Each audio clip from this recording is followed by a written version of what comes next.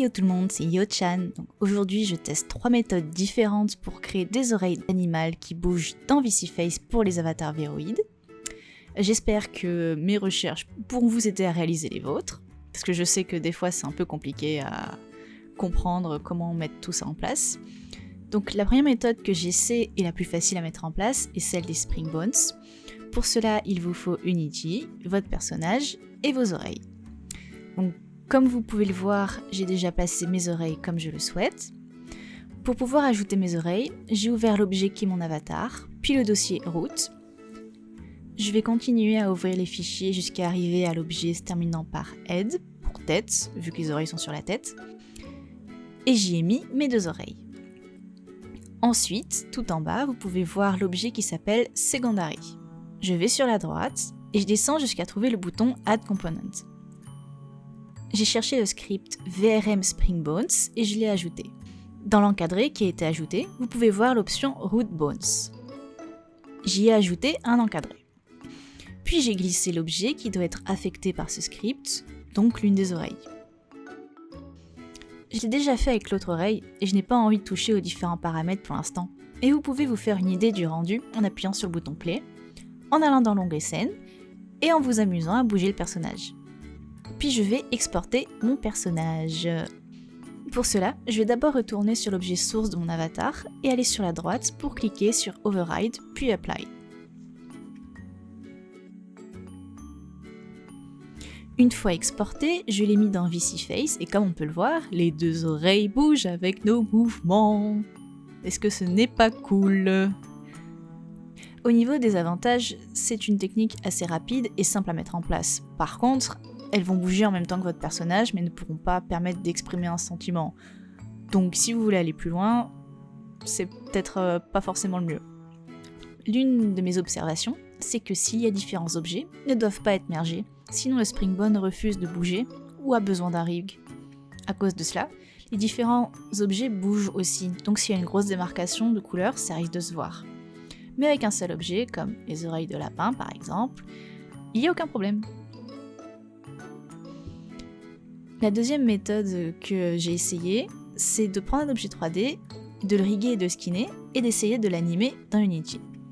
Donc pour cette méthode, on va tester des oreilles que j'ai riguées et skinnées au préalable. Donc pour ceux qui ne savent pas ce que cela veut dire, le rig c'est le squelette, les os de l'objet 3D. Ça va nous permettre d'établir ces points d'articulation. Après avoir établi cela, vous allez dire aux différentes parties de l'objet, toi tu bouges avec ce morceau de rig. Ça c'est le skin. Donc j'ai préparé des oreilles riguées et skinnées. Je veux voir si je peux les animer et faire en sorte qu'elles changent d'animation selon les expressions. Donc je vais sélectionner mon objet et descendre jusqu'à l'onglet Animation. Si vous ne l'avez pas, vous pouvez le trouver dans Windows, Animation, Animation. Pas très compliqué. Et je vois dans cet onglet qu'on me propose de créer un clip d'animation pour mon personnage. J'appuie donc sur Create, j'enregistre le nom de l'animation et je peux commencer à m'amuser. Je sélectionne ma première oreille et pour commencer à l'animer, j'appuie sur le petit bouton rouge.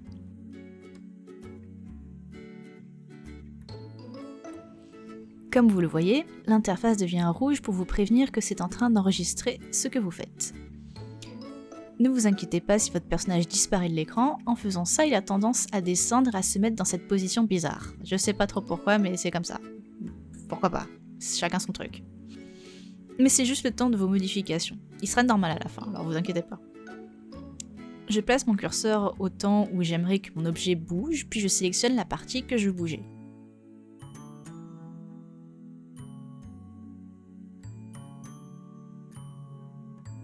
Je fais un petit test, et comme on le voit, ça bouge et c'est mignon!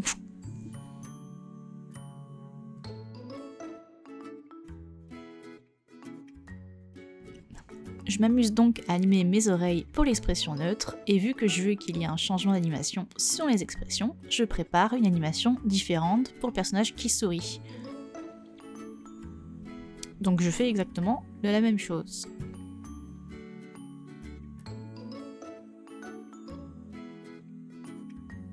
Vous voyez ces petits triangles bleutés portant le nom de nos animations? Eh bien ce sont nos animations. Et si vous souhaitez qu'une animation joue en boucle, alors il faut cliquer dessus et cocher l'option Loop Time. Là, c'est déjà coché, donc tant mieux pour moi, je continue.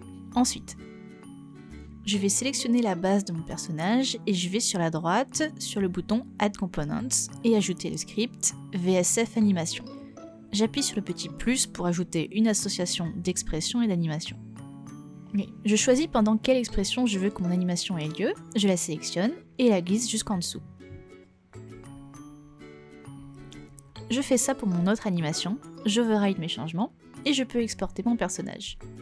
Cependant, cette fois-ci, il faut l'exporter en tant qu'avatar bundle.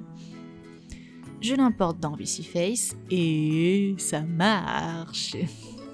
Les oreilles changent d'animation quand mon personnage sourit. C'est trop cool, non ? Donc l'avantage de cette technique, c'est qu'il n'y a pas besoin de passer par un logiciel 3D pour animer, donc moins de problèmes de compatibilité entre logiciels. Il n'y a pas ou peu de démarcation pour les objets 3D. Et vous pouvez faire vous-même vos animations personnalisées. L'inconvénient, c'est que l'outil d'animation d'Unity n'est pas forcément des plus agréables, c'est aussi un peu plus long, ça demande de s'y connaître un peu plus en 3D et en logiciel. Mais ça apporte quand même une certaine dimension à votre personnage. Donc, à voir. Quelques observations que j'ai faites, encore une fois. Si vos oreilles ont déjà des spring bones qui leur sont associés, alors votre animation ne sera pas prise en compte. Les spring bones prendront le dessus. Il faut de préférence configurer l'animation pour toutes les expressions. Si vous configurez l'animation uniquement pour la phase neutre, lorsqu'elle changera pour la phase surprise par exemple, l'animation ne se lancera pas et les oreilles arrêteront de bouger. Ce qui n'est pas forcément très agréable. Troisième méthode, la méthode si vous voulez mourir. J'ai testé de prendre un objet 3D rigué et skiné, de l'animer dans un logiciel 3D et ensuite de l'importer dans Unity. Ça, c'est la méthode la plus casse-bonbon, selon moi. Franchement, vous vous faites du mal. Je connais le logiciel Unity, et avant même de commencer cette méthode, je savais qu'elle serait saoulante. Mais le but, c'était de voir ce qui marchait si vous aviez envie de faire de votre vie un enfer et d'utiliser ce genre de méthode. Ne faites pas ça, pour votre propre bien. Mon premier test était de voir si je pouvais donner une ou plusieurs animations à chaque oreille, et si elles marcheraient toutes avec les changements d'expression. J'ai donc animé mes oreilles dans mon logiciel 3D avant de les importer dans Unity. Première chose que je dois faire, c'est de paramétrer mes animations et de les sortir de leurs objets. Pour les paramétrer, je clique sur mon objet, je vais dans l'onglet Animation et j'informe le logiciel de combien il y a de clips d'animation et d'à quel moment elles ont lieu dans mon animation complète. Ça fait beaucoup d'animation, je sais. Ensuite, pour les sortir de mon objet 3D, j'appuie sur la petite flèche collée à mon objet, je les sélectionne et j'appuie sur CTRL-D pour les dupliquer. Maintenant que j'y ai accès, je dois créer un animateur. Je vais peut-être pas utiliser la méthode normale pour en faire un, mais c'est le plus simple selon moi. Donc je vais créer un clip d'animation, comme auparavant, sur mon personnage, et je vais aller dans l'onglet Animator. Comme vous pouvez le voir, il y a des trucs bizarres qui se passent. Ce que vous devez retenir, c'est que je vais sélectionner la bulle avec le nom de mon clip d'animation que je viens de créer, et je vais remplacer ce clip par celui que j'ai réalisé dans mon logiciel 3D, en cliquant et en glissant mon animation dans Motion. Je retourne dans mon onglet Animation, et là, catastrophe! Comme vous pouvez le voir, le nom des objets est en jaune. C'est pour vous indiquer que votre hiérarchie est cassée. Ouhou! En gros, Unity n'arrive pas à reconnaître où se trouvent ces objets dans votre personnage. Donc, je dois la réécrire pour la réparer. C'est-à-dire que je dois écrire objet par objet le chemin qui y mène, de route jusqu'à bonne 04 par exemple. C'est long, c'est chiant, et pourtant j'ai juste une animation toute simple. Et il faut faire cela pour chaque objet et chacune de leurs animations. Donc faites pas de votre vie un enfer s'il vous plaît. Après que j'en ai terminé avec ce travail de Sisyphe, je fais comme auparavant. J'ajoute un script VSF animation, j'ajoute des animations à différentes expressions, j'override et j'exporte dans VCFace. Et là... Ouais, comme je le pensais, ça marche pas. Sans entrer dans de plus amples explications, en gros, c'est parce que vos objets et leurs animations sont séparés que ça ne fonctionne pas. Donc, on recommence le même processus, mais cette fois avec des oreilles qui sont fusionnées en un seul objet, et forcément leur animation aussi. Et cette fois-ci, ça marche. Mais est-ce que ça valait vraiment le coup ? Franchement. Au final, on obtient le même résultat que si on avait animé dans Unity, sauf qu'on s'est compliqué la vie au passage. Peut-être que ça vaut le coup pour des animations plus complexes, mais vous allez devoir refaire la hiérarchie de chaque animation, de chaque objet. Est-ce que vous voulez vraiment subir ça en fait? Dans le cas où ce sont juste des petites oreilles qui gigotent et expriment un sentiment, l'outil d'animation dans Unity suffit selon moi. Donc, pourquoi j'ai fait tout ça? Mon but c'était surtout d'en apprendre plus et de tester les limites des logiciels parce que j'aimerais pouvoir créer de futurs accessoires sur les modèles Veroid. Donc je voulais voir ce qui était possible et tout ce genre de choses. Je me suis dit au passage que mes recherches pourraient servir à plusieurs d'entre vous et vous épargner des heures perdues à essayer de comprendre comment toutes ces choses fonctionnent. J'espère avoir pu vous éclairer sur certains points et vous aider un petit peu.